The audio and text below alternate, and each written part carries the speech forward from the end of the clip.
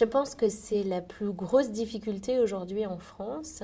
Les médias je crois qu'on est le seul pays où à peu près 95 à 96% des médias sont détenus par 6 grands millionnaires, par 6 groupes très riches.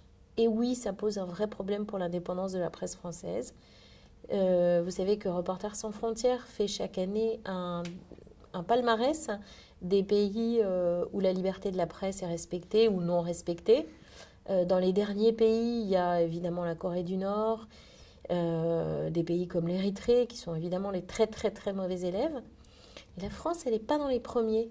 Et elle a tendance à perdre du terrain justement en raison de la concentration de ces groupes industriels qui ont la main mise sur des journaux. Et ça, c'est un vrai problème.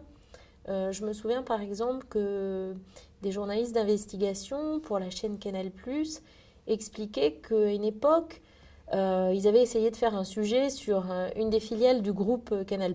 Bon, ils ont eu une interdiction absolue, ils pouvaient à peu près comprendre, ça faisait partie du même groupe. Et puis ils se sont dit, on va faire un sujet sur Nutella. Et là, il n'y avait aucun rapport avec Canal+, avec Bolloré.